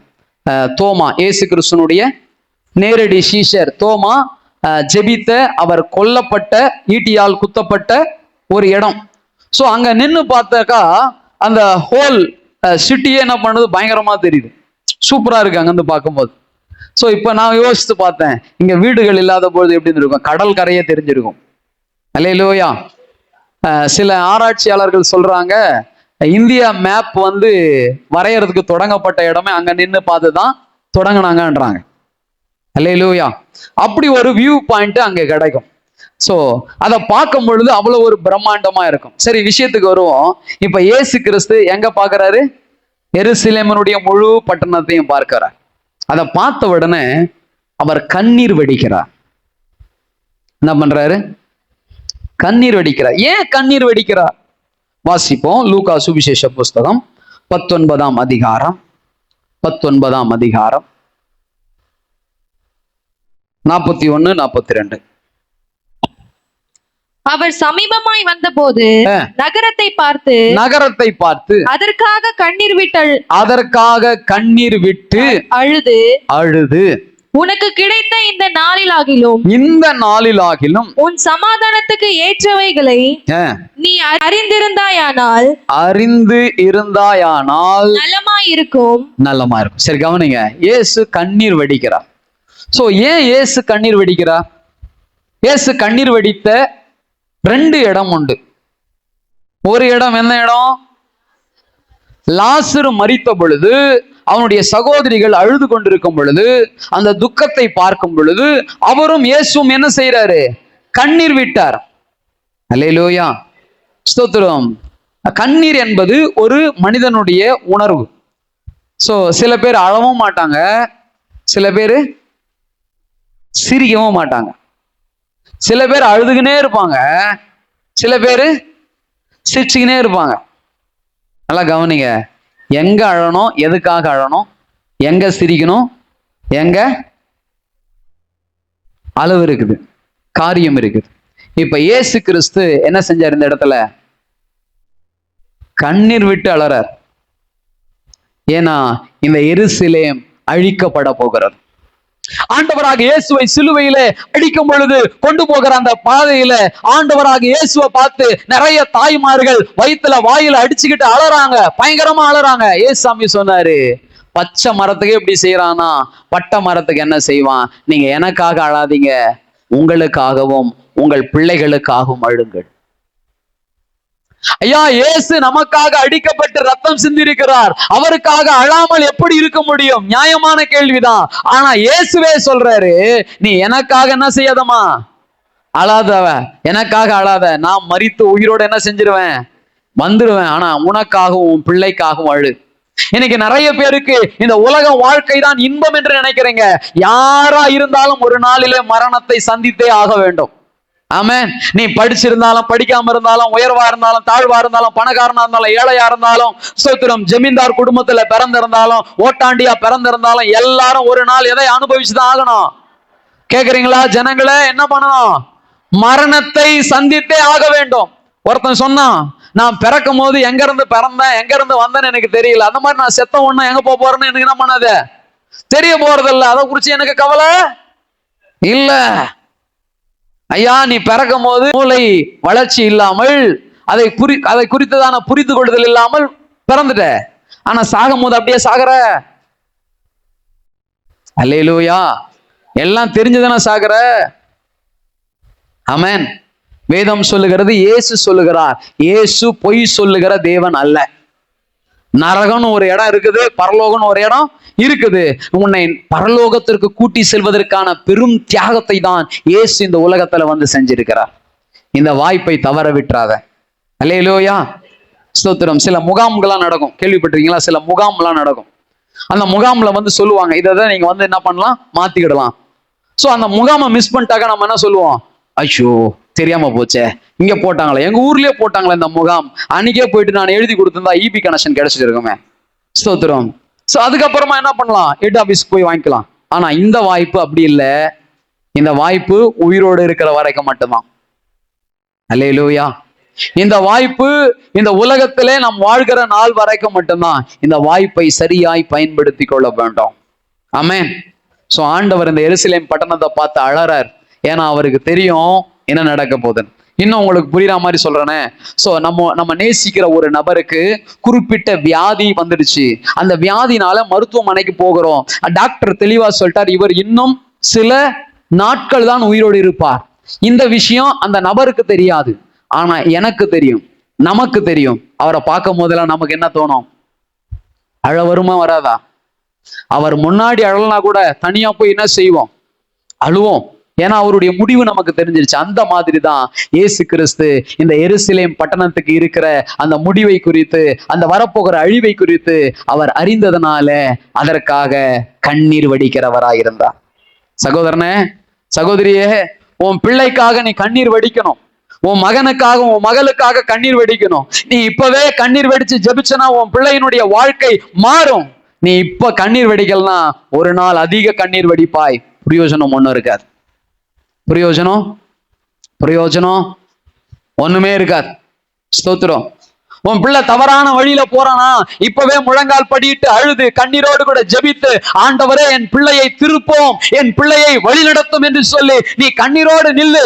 இல்லனா ஒரு நாள் வயிற்றில் வாயில் அடித்து கொண்டு கதறுகிற ஒரு நாள் வந்துவிடும். ஆனா அது ஒரு பிரயோஜனம் இருக்காது. இன்னைக்கு நீ அழறதுக்கு, அழுது ஜெபிக்கிறதுக்கு, சோ கண்ணீரோடு ஜெபிப்பதற்கு நீ ஸ்தோத்திரம் இடம் கொடுக்கலனா ஒரு நாள் வரும், அன்னைக்கு அழுவ, ஆனா ஒண்ணுமே நடக்காது. இன்னைக்கு ஆண்டவர் பாருங்க, அதான் சொல்றாரு, உனக்கு கிடைத்திருக்கிற இந்த நாளிலாகிலும், வாசிமா, உனக்கு கிடைத்த இந்த நாளிலாகிலும் உன் சமாதானத்துக்கு ஏற்றவைகளை நீ அறிந்திருந்தாயானால் நலமாயிருக்குமே. அல்லேலூயா. சகோதரனே, சகோதரியே, சில பிள்ளைங்களுடைய வாழ்க்கையில துணிகரமான பாவங்கள், துணிகரமான செயல்கள். ஆண்டவர் இன்னைக்கு பேசுறார், உனக்கு கிடைத்த இந்த நல்ல சமயத்துல நீ மனம் திரும்பிட்டனா நான் உன்னை கனப்படுத்துவேன், நான் உன்னை ஆசீர்வதிப்பேன், நான் உன்னை வழி நடத்துவேன், நான் உன்னை நித்திய ஜீவனுக்குள்ள கொண்டு போவேன். அல்லேலூயா. ஒருவேளை இந்த அழைப்பை, இந்த வாய்ப்பை நீ அசட்ட பண்ணினால், ஆண்டவர் சொன்னாரு, ஒரு கல்லின் மேல் ஒரு கல் இல்லாதபடிக்கு போகிற சூழ்நிலை வரும். எருசலேம் பட்டணம் ஸ்தோத்திரம் எரிக்கப்படுகிற ஒரு சூழ்நிலை வரும். சகோதரா, சகோதரியே, கர்த்தர் அந்த அழகான பட்டணத்தை பார்த்தார். ஆனால் அந்த பட்டணத்துல அத்தனை விதமான பாவங்களும் பொல்லாப்புகளும் இருந்தது. அந்த பட்டணத்தின் மேல் வரப்போகிற தண்டனையை குறித்து அவர் வேதனைப்படுகிறார். இன்னைக்கும் இங்க இருக்கிற அருமையா, நான் முதல்ல சொன்னேன், உங்களை பார்க்கும் போதெல்லாம் உங்க மேல இருக்கிற வாக்குத்தத்தம், உங்க மேல இருக்கிற தரிசனம், திட்டம் தான் ஆண்டுக்கு முன்னாடி வரும்னு சொன்னேன். ரெண்டாவது சொல்றேன், நாம் சரியான பாதையில போகலனா நமக்கு இருக்கிற அழிவு தான் அவருடைய பார்வைக்கு முன்னாடி வரும். ஆமென், ஆமென். சோ ஆண்டவர் உணர்த்தும் போதே, எதெல்லாம் உணர்த்துறாரோ அதை உணர்த்தும் போதே நீ உணர்ந்து மனம் திரும்புவாயானால் கர்த்தர் உன்னை ஆசீர்வதிக்க வல்லவராயிருக்கிறார். அல்லேலூயா. சரி, வேகமா இன்னும் 2 காரியத்தை சொல்லி நான் முடிக்கிறேன். சோ அடுத்தது ஆலயத்தை நோக்கி பார்த்தார். எதை சுற்றி பார்த்தார்? அடுத்தது ஆலயத்தை சுற்றி பார்த்தார். வாசியுங்கள், மார்க்கு சுவிசேஷம் 11ஆம் அதிகாரம் 11-17 வரைக்கும் வாசிங்க. இயேசு எருசலேமுக்கு வந்து தேவாலயத்தில் பிரவேசித்து எல்லாவற்றையும் சுற்றி பார்த்து சாயங்காலமான போது 12 கூட பெத்தானியாவுக்கு போனார். மறுநாளிலே அவர்கள் பெத்தானியாவிலிருந்து புறப்பட்டு வருகையில் அவருக்கு பசி உண்டாயிற்று. அப்பொழுது இலைகளுள்ள ஒரு அத்தி மரத்தை தூரத்திலே கண்டு அதில் ஏதாகிலும் அகப்படுமோ என்று பார்க்க வந்தார். அத்திப்பழ காலமாய் இராதபடியால் அவர் அதனிடத்தில் வந்தபோது அதில் இலைகளை அல்லாமல் வேறொன்றையும் காணவில்லை. அப்பொழுது இயேசு அதை பார்த்து, இது முதல் ஒரு காலம் ஒருவனும் உன்னிடத்தில் கனியை புசியாதிருக்க கடவன் என்றார். அதை அவருடைய சீஷர்கள் கேட்டார்கள். அவர்கள் எருசலேமுக்கு வந்தார்கள். இயேசு தேவாலயத்தில் பிரவேசித்து ஆலயத்தில் விற்கிறவர்களையும் கொள்ளுகிறவர்களையும் துரத்தி விட்டு காசுக்காரருடைய பலகைகளையும் புறா விற்கிறவர்களுடைய ஆசனங்களையும் கவிழ்த்து, ஒருவனும் தேவாலயத்தின் வழியாக யாதொரு பண்டத்தையும் கொண்டு போக விடாமல், என்னுடைய வீடு எல்லா ஜனங்களுக்கும் ஜப வீடு என்னப்படும் என்று எழுதியிருக்கவில்லையா? நீங்களோ அதை கள்ளர் குகையாக்கினீர்கள் என்று அவர்களுக்கு சொல்லி உபதேசித்தார். இங்க கவனிங்க, இப்ப தேவன் எங்க வந்துட்டாரு? தேவனுடைய ஆலயம். முதல்ல கிராமத்தை கண்ணோக்கி பார்த்தார், அடுத்தது வழி அருகே இருந்த கழுதையை கண்ணோக்கி பார்த்தார், அடுத்தது எருசலேம் பட்டணத்தை கண்ணோக்கி பார்த்தார். அடுத்தது இங்க என்ன எழுதப்பட்டிருக்கிறது? ஆலயத்தை சுற்றி பார்த்தார். ஆலயத்தை சுற்றி பார்க்கிறார். ஆலயத்துல என்ன இருக்கிறாங்க? விற்கிறவர்கள் கொள்ளுகிறவர்கள். விற்கிறவங்கன்னா விற்கிறவங்க, கொள்ளுகிறவங்க வாங்குறவங்க அர்த்தம். சரிங்களா? சோ இப்ப ஆலயத்துல ஸ்பெஷலா என்னென்ன இருக்கும்னாக்கா, பலி செலுத்த வேண்டிய காரியங்கள் எல்லாம் இருக்கும். ஆடுகளை பலி செலுத்துவார்கள். அடுத்தது காசுகளை காணிக்கை இடுவார்கள். புறாக்களை பலியிடுவார்கள். இப்படி சில காரியங்கள் இருந்தது. இதை எல்லாவற்றையும் அவங்க வீட்டில இருந்து நல்ல ஆட்டை கொண்டு வந்தாலும் இந்த ஆடு தகுதியான ஆடு இல்லை என்று சொல்லி ரிஜெக்ட் பண்ணிடுவாங்க. சோ அன்றைக்கு இருந்த சோத்திரம் பிரதான ஆசாரியர்கள் யாருங்க? அண்ணா காய்பா. இந்த அண்ணா காய்பா யாருன்னா மாமா மச்சான். இந்த அண்ணா காய்பா யார் என்றால் சோத்திரம் பிரதான ஆசாரியர்களா இருக்கிறாங்க. ஒரு அந்த நாட்கள்ல ஒரு பிரதான ஆசாரி தான், ஒருத்தர் தான் இருக்கணும். ஆனா இங்க 2 பேர் இருக்கிறான். எதுக்கு இருக்கிறான்னா, சோ எல்லாமே பிசினஸ் மைண்ட். இப்ப தேவாலயத்துக்கு வர்றவங்க ஆடு கொண்டு வந்து அந்த ஆட்டை பரிசோதிக்கணும். பிரதான ஆசாரியனுடைய வேலை என்ன தெரியுமா? ஆட்டை பரிசோதிக்கணும். அதை ரிஜெக்ட் பண்றதுக்கு யாருக்கு அதிகாரம் இருக்குது? ஆசாரியனுக்கு அதிகாரம் இருக்குது. அவன் கொண்டு வர்ற ஆடா இருந்தாலும் புறாவா இருந்தாலும் அவன் என்ன செஞ்சிருவான்? இது சரி கிடையாது, இதை வாங்கு. அவன் கடையில வாங்க சொல்லுவான். அவன் கடையில வாங்கினாக்கா அவன் சொல்ற ரேட்டு தான், அவன் சொல்ற ரேட்ல தான் வாங்கணும். சில இடத்துல போய் பாருங்களேன், சினிமாக்கெல்லாம் நான் போனதில்லை. இப்ப சமீபத்துல ரட்சிக்கப்பட்டதுல இருந்து போனதில்லை. அல்லேலூயா. சமீபத்துலன்னு சொல்லக்கூடாது. ஆமென். சில இந்த குயின்ஸ்லாண்ட் அப்புறம் எம்ஜிஎம், அது என்ன சொல்லுவாங்க? இல்ல தீம் பார்க். Theme park. இந்த தீம் பார்க் உள்ள எல்லாம் போயிட்டு தான் நம்ம பொருள் எல்லாம் அலோவ் பண்ண மாட்டான். அவன் பொருளை தான் வாங்கணும். அவன் பொருள் எல்லாம் என்ன ரேட் இருக்கும்? அல்லேலூயா. பிரைஸ் எல்லாம். அந்த மாதிரி தான் இவன் பிரதான ஆசாரியனா இருக்கிறானே தவிர ஃபுல் மைண்ட் என்னதுங்க? பிசினஸ். இன்னும் சொல்ல போனா வேத ஆராய்ச்சியர்கள் சொல்றாங்க, அந்த ஆலயத்துக்கு முன்னாடியே கடை எல்லாம் கட்டி விட்டுருந்தான். அந்த கடைக்கு பேரு என்ன? அந்த மார்க்கெட்டுக்கு பேரு அண்ணா காய்பா மார்க்கெட். அல்லேலூயா. அப்ப அவனுடைய ஃபுல் மைண்ட் என்னதுங்க? பிசினஸ். அப்ப அவங்க கொண்டு வர எல்லாத்தையும் ரிஜெக்ட் பண்ணுவாங்க. அங்க ஃபுல் அண்ட் ஃபுல் பிசினஸ். அதே போல காணிக்கை போடுவாங்கல்ல, அந்த காணிக்கை காசு கூட நம்ம காசு போடக்கூடாது, அதுக்குன்னு ஸ்பெஷலா இருக்கும். அதனாலதான் பைபிள் சொல்லுது, ராயனுக்குரியதை ராயனுக்கும் தேவனுக்குரியதை தேவனுக்கும் செலுத்துங்கன்னு சொல்லுது. அப்ப எல்லாமே அங்க என்னவாங்க? பிசினஸ். இப்பவும் பாருங்க, இந்த நாட்டை யார் ஆளுகை செய்யறானா? பிசினஸ் மேன் தான். நம்ம நிறைய பேர் நினைக்கிறோம் இந்த ஆட்சியாளர் அந்த ஆட்சியாளர், இந்த நாட்டுக்காரன் அந்த நாட்டுக்கு இல்ல, பிசினஸ் மேன் தான். அவங்க நினைச்சாங்கன்னா நாட்டை என்ன வேணாலும் பண்ணலாம். அல்லேலூயா. சோ இன்னைக்கு பாருங்க, நிறைய முறைமைகள் கொண்டு வராங்க. எது கொண்டு வராங்க? எல்லாமே பிசினஸ் தான். நீ எந்த மதத்தை சார்ந்தவனா இருந்தாலும் சரி, அந்த மதத்துல பெரும்பான்மையான ஆளுகை யாரதோடுனா பிசினஸ் மேன் தான். நீ இந்த மாதிரி ஆராதிச்சதான், இதெல்லாம் செலுத்தினாதான் கடவுள் உன்னுடைய வேண்டுதலை கேட்பார். அங்க ஒரு கடையை போட்டுருவான், அந்த கடையில தான் வியாபாரம் நடக்கணும், அவன் வைக்கிறதான் கடை ரேட்டு. அல்லேலூயா. ஸ்தோத்திரம். ஆடு எல்லாம் வெளியில இருந்து என்ன பண்ணக்கூடாது? கொண்டு வந்தா இவன் தான் பார்ப்பான், செக் பண்ணுவான். செக் பண்ணிட்டு நாட் இது ரிஜெக்டட். அல்லேலூயா. இது கர்த்தருக்கு உகந்தது அல்ல. ஆனா இவங்கிட்ட இருக்கிற ஆடு மாடு ஸ்தோத்திரம், கோழி இல்ல புறா, இதெல்லாம் என்ன பண்ணுவான்? அது கொஞ்சம் இப்படி இருந்தா கூட இது ஓகே ஓகே ஓகே. அல்லேலூயா. இப்படி சொல்லி சொல்லி பிசினஸ் பண்ற இடமா மாத்திட்டான். இன்னொரு இடத்துல போட கல்லர் குகையாக்கினார். யோவான்ல ஸ்தோத்திரம் 2ஆம் அதிகாரத்துல பாக்குறோம், கல்லர் குகையாய் மாற்றிருங்க. 13-17 வரைக்கும் வாசித்தவல எழுதி கொள்ளுங்க. 13-17. இப்போ கல்லர் குகையை போல அதை மாத்திருந்தாங்க. திருட்டு வேலை நடக்கிற இடமாக, பிசினஸ் நடக்கிற இடமாக, பணத்தையே பிரதானமாய் வச்சு நடக்கிற இடமாக மாறிச்சு. தேவனுடைய ஆலயம் என்னங்க? ஜப ஆலயம். என் வீடு எல்லா ஜனத்திற்கும், சத்தமே வரலையே. ஆனா சில பேர் சபைக்கு எப்ப தெரியுமா கூடி வருவாங்க? ஃபங்க்ஷன், பர்த்டே ஃபங்க்ஷன், மேரேஜ், இந்த மாதிரி ஃபங்க்ஷன்ல தான் வருவாங்க. இது ஜப ஆலயம். சில இடங்களிலே ஸ்தோத்திரம், தேவனுடைய சமூகத்துல, தேவனுடைய ஆலயத்துல இப்படிப்பட்ட பிசினஸ் நடக்கிறது. சில பேர் சர்ச்சில் இருக்கிறவங்களெல்லாம் பிடிச்சி சீட்டு போடுறாங்க. என்ன போடுறாங்க? சர்ச்சிலேயே சீட்டு போடுது. பிரைஸ் இல்ல. எந்த பைபிள்லயும் அப்படி இல்லை. ஆமென். ஸ்தோத்திரம். அல்லேலூயா. இருக்கீங்களா? ஸ்தோத்திரம். ஒரு பாஸ்டர் சொன்னாரு, என்னைய கேட்காமையே ஏன் விசுவாசி, புதுசா வந்த விசுவாசிக்கு ஒரு கடனை இவ்வளவு பெரிய தொகை கொடுத்துருச்சு, அவன் தூக்கிட்டு ஓடிட்டான். இப்ப கேக்குது, உங்களை நம்பிதான் கொடுத்தான் பாஸ்டர், நம்ம சர்ச்சுக்கு தானே வந்தாங்க அப்படின்னு. நீ பாஸ்டர் கிட்ட கேட்டியா? அல்லேலூயா. தூக்கிட்டு ஓட்டா மட்டும் பாஸ்டர் இயேசுவே மோசமானவர் பாஸ்டர், என் பணத்தை ஒருத்தன் தூக்கின்னு ஓட்டான். இயேசு கிறிஸ்து தெளிவா சொல்லியிருக்கிறாரு, ஞானமா புத்தியா நடந்துக்கணும். அல்லேலூயா, ஆமென். இன்னைக்கு சில இடங்கள்ல அப்படி நடக்குதுங்க. சோத்திரம், கவனமா இருங்க, எச்சரிக்கையா இருங்க.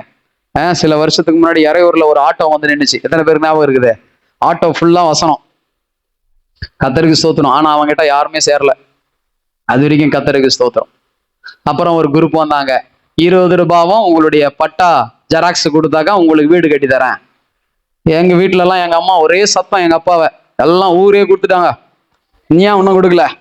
பார்த்தா அவன் ஒரு இடத்துல, பல இடத்துல ஏமாத்தி வந்திருக்கிறான். கிறிஸ்டின் பேரை சொல்லிதான், இயேசு பேரை சொல்லிதான் ஏமாத்தி வந்திருக்கிறான். ஒரு நாள் அவனை என்ன பண்ணிட்டாங்க, கரெக்டா நம்ம ஊர்ல வரும்போது பிடிச்சிட்டாங்க அவனை. நம்ம ஆளுங்களுக்கு எல்லாம் 20 ரூபாவோட மிச்சமாயி போச்சு. அல்லேலூயா. அடுத்த கட்டம் 5000 ரூபாய் வாங்கறதுக்கு தான் அவன். ஆமென். நம்ம ஆட்கள் அதையும் கொடுக்கறதுக்கு என்ன ஆயிடுச்சு, ரெடியா ஆயிடுச்சு. ஆமென். அதனால ஜாக்கிரதை. ஸ்தோத்திரம், கர்த்தர் நல்லவர். இப்ப தேவாலயமே பிசினஸ் பண்ற இடமாக, அரசியல் பண்ற இடமாக, ஸ்தோத்திரம், தேவாலயம் விளையாட்டு இடமாக, தேவனுடைய ஆலயம் ஓட்டல்களாக இன்னைக்கு பல விதத்துல நாசப்படுத்தப்படுகிறது, மாசுபடுத்தப்படுகிறது, சோ அதிகமாய் வேதனைப்படுத்தப்படுகிறது. ஆனா ஆண்டவர் அப்படிப்பட்ட இடத்துல இருந்த எல்லாத்தையும் தூக்கி போட்டு ஒரு சவுக்கை உண்டாக்கினார். கவனிங்க, அவர் அடிக்கல. யாருன்னா அடிச்சாரா சவுக்கால? அடிக்கல, சவுக்க உண்டு பண்ணார். நம்ம ஆண்டவர் எச்சரிப்பை தான் கொடுத்திருக்கிறார், இன்னும் தண்டிக்கல. அவரெல்லாம் அடிச்சாருன்னா ஒருத்தனும் என்ன பண்ண முடியாதுங்க, சொல்லுங்க, தாங்க முடியாது. ஆண்டு அடிக்கிற அடியில ஒருத்தன் மாட்டிக்கிட்டான்னா அவனால எழுந்துக்கவே முடியாது.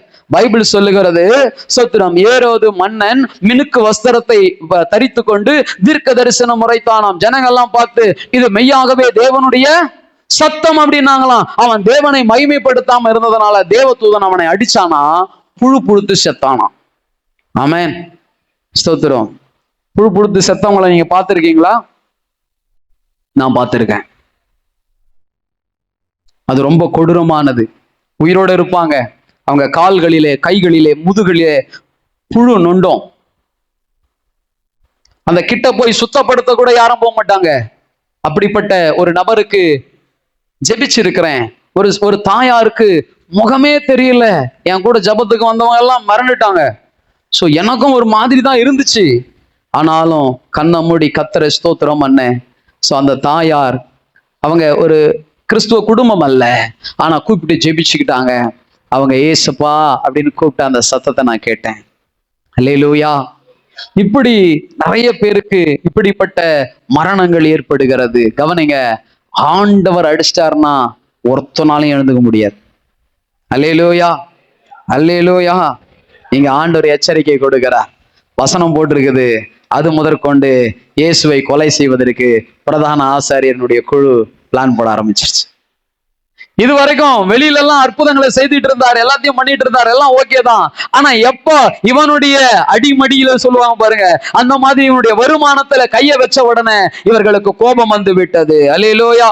18ஆம் வசனம் வாசிங்க, 11வது அதிகாரம் 18வது வசனம். அதை வேதபாரகரும் பிரதான ஆசாரியரும் கேட்டு அவரை கொலை செய்ய வகை தேடினார்கள்.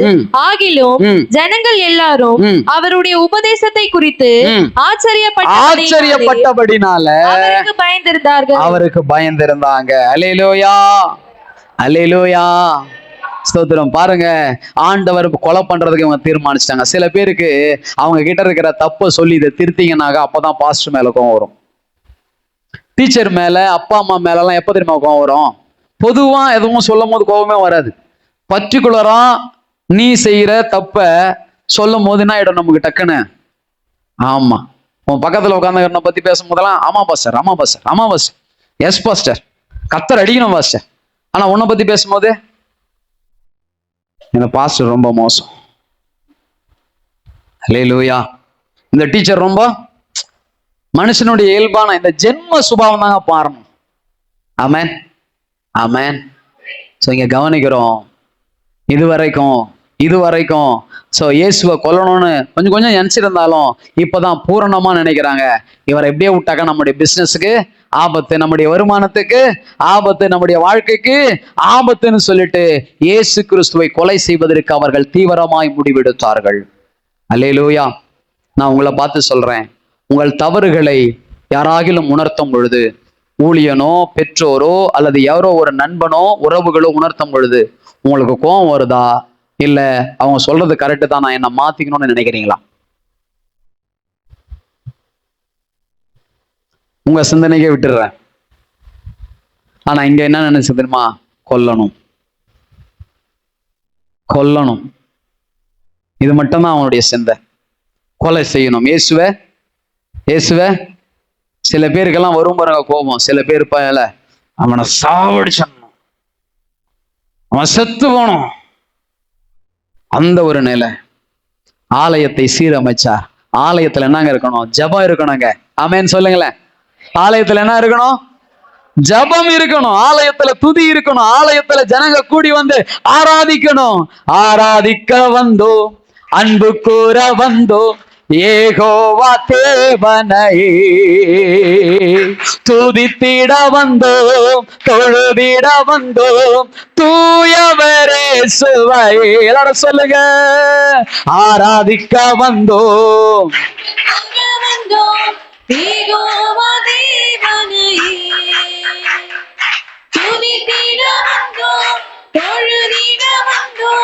தூயவரே சுவை. அல்லேலூயா. அப்ப ஆலயத்துக்கு எதுக்கு வரணும்? சில பேருக்கு தூங்குறதுக்குன்னே வராங்க. ஆலயத்துக்கு எதுக்கு வராங்களா? தூங்குறதுக்குன்னே வருவாங்க. சில பேர் மத்தவங்களுடைய சொத்திரம் ட்ரெஸ்ஸிங் சென்ஸ பாக்குறதுக்கே வருவாங்க.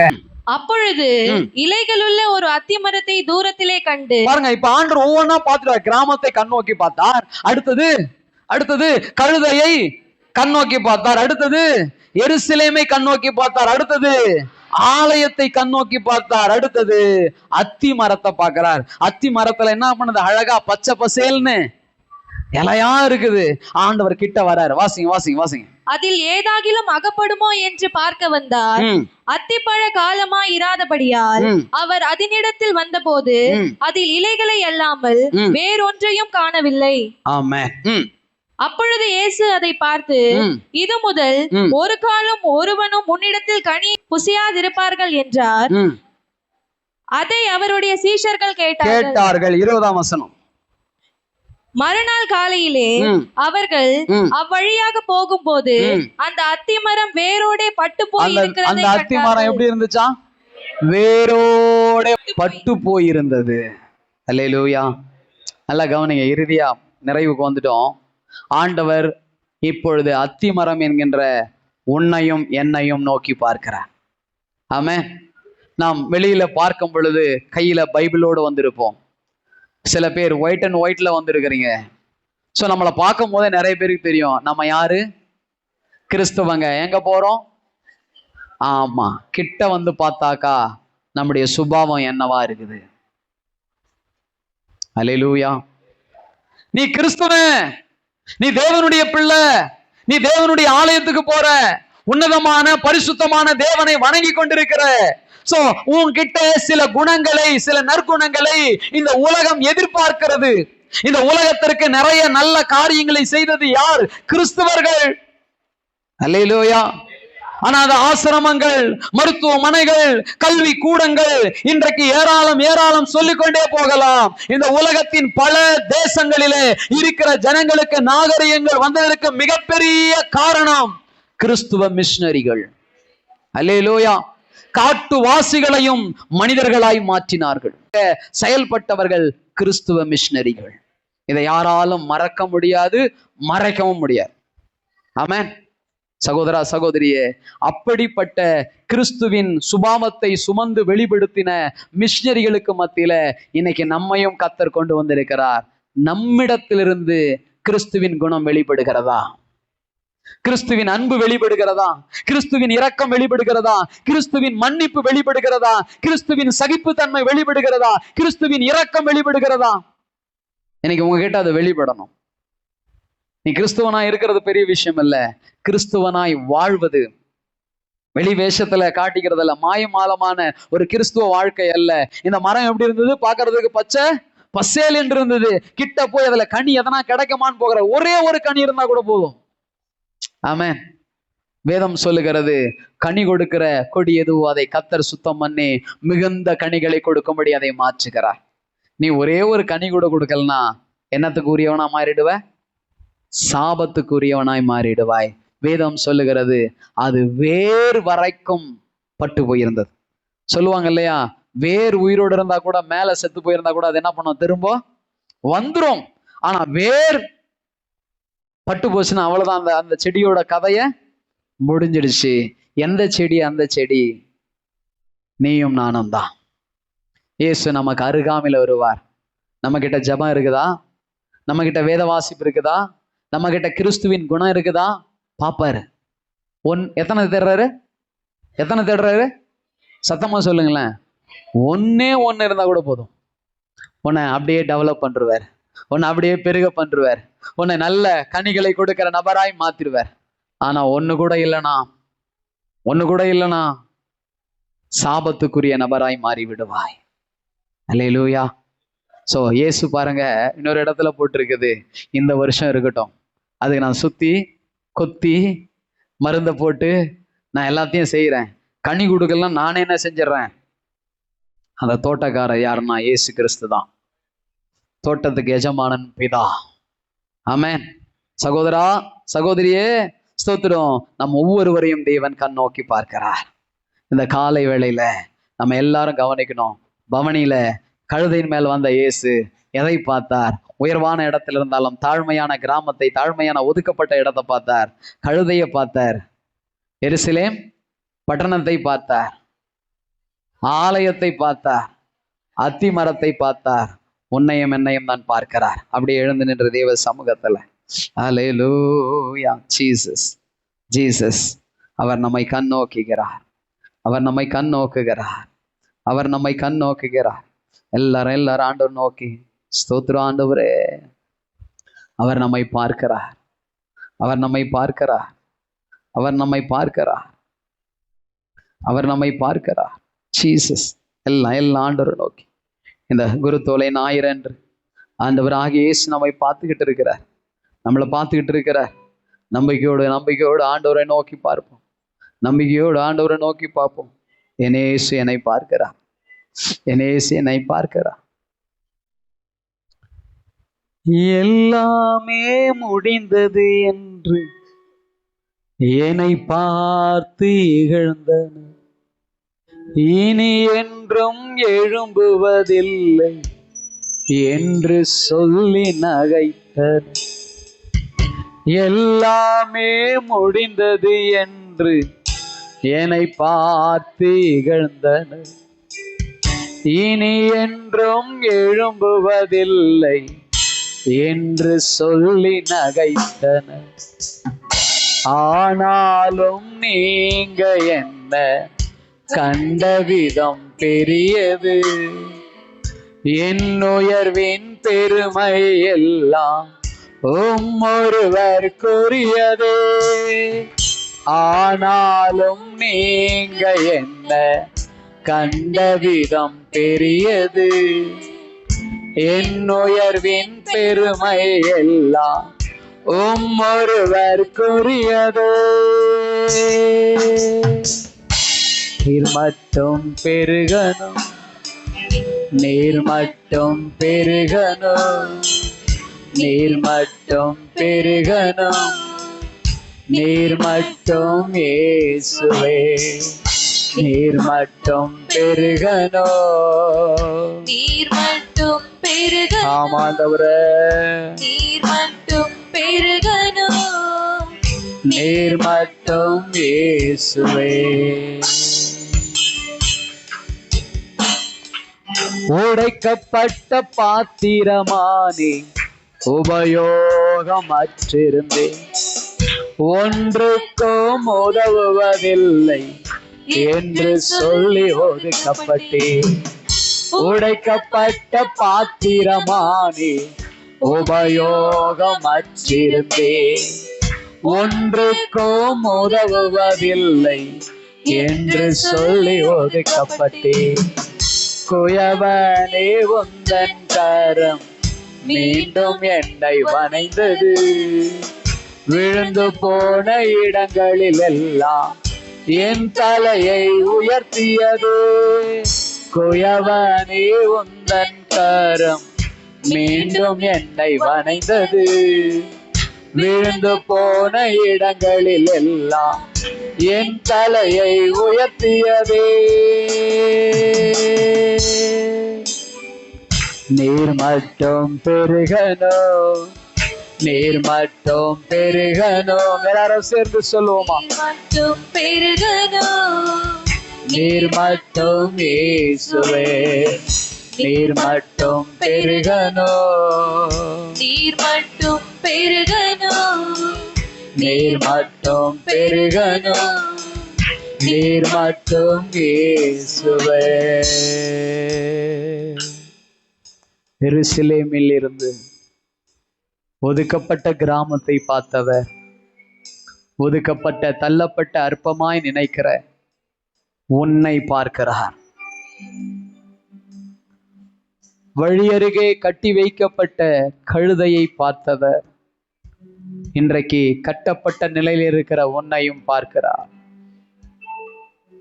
அவர் கட்டவிழ்த்து உனக்குள் வாசமாயிருந்து உன்னை கனப்படுத்த பார்க்கிறார். அவர் எருசலேமை பார்த்தார், உன் வீட்டை பார்க்கிறார், உன்னை பார்க்கிறார், உனக்கு சம்பவிக்க போகிறவைகளை குறித்து பார்த்து கொண்டிருக்கிறார். சமாதானத்துக்கு ஏதுவானதை செய் மகனே, மகளே, சமாதானத்துக்கு ஏதுவானதை செய், சமாதானத்துக்கு ஏதுவானதை செய். ஆண்டவர் உன் பேரில் இரக்கமாயிருக்கிறார், உன்னை சேர்த்து கொள்ள மனதாகவே இருக்கிறார். நீ துணிகரம் கொண்டிருக்காதே, உன்னை சேர்த்து கொள்ளதான் பார்க்கிறார்.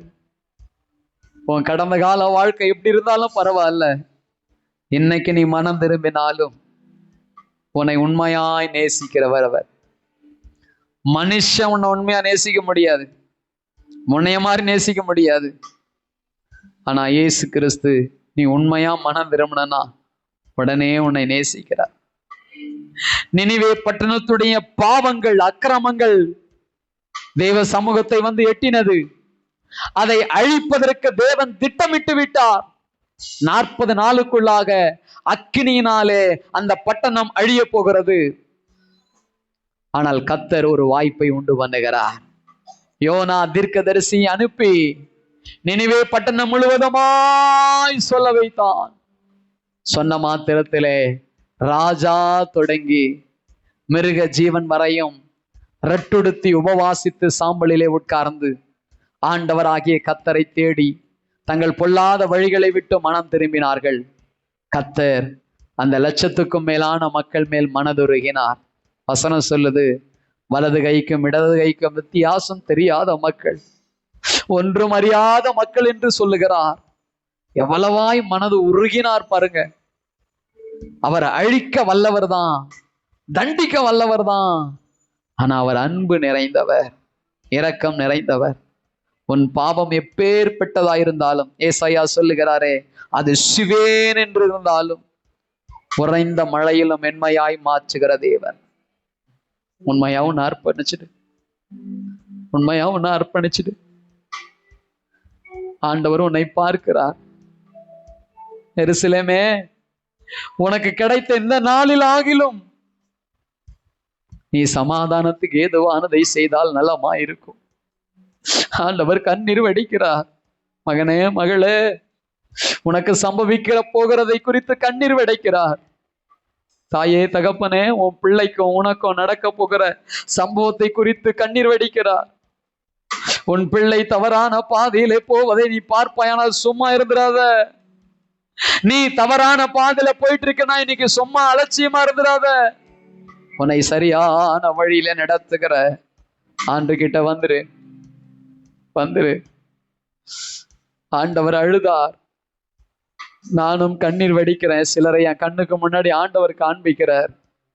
நான் அவர்களுக்காக கண்ணீர் வடிக்கிறேன், கண்ணீர் வடிக்கிறேன். கிடைக்கப்பட்ட இந்த நாளில் ஆகிலும் நீ மனம் திரும்பிடு, இல்லைன்னா உன் மேல வரப்போகிற ஆக்கினை பெருசா இருக்கும். உன் மேல வருகிற ஆக்கினை பெருசா இருக்கும். அதுக்கப்புறம் அவங்களை சுற்றிலுமாய் நின்று அழுகிற நாட்கள் தான் வரும். தாயே, தகப்பனே, சகோதரனே, சகோதரியே, மகனே, மகளே, இன்னைக்கு கர்த்தர் உன்னை பார்க்கிறார். மனம் திரும்பிடு, மனம் திரும்பிடு. இயேசு உன்னை அழைக்கிறார். இயேசு உன்னை நேசிக்கிறார். இயேசு உனக்குள் வாசமாயிருந்து நடத்த விரும்புகிறார். ஓ ஜீசஸ், நன்றி அப்பா, நன்றி அப்பா, நன்றி அப்பா, நன்றி அப்பா, நன்றி ஆண்டவரே. என் கிராமத்திற்காக நான் உம்மை நோக்கி பார்க்கிறேன். சுற்று வட்டார கிராமங்களுக்காக நோக்கி பார்க்கிறேன். ஆமா ஆண்டவரே, எங்களை சேர்த்து கொள்வீராக, எங்களை மன்னிப்பீராக. இந்த வாய்ப்பை நாங்கள் எல்லாரும் சரியாய் பயன்படுத்தி கொள்ளட்டும். சரியான பாதையில செல்ல எங்களை அர்ப்பணிக்கிறோம். எங்களை கரம் பிடித்து நடத்துவீராக.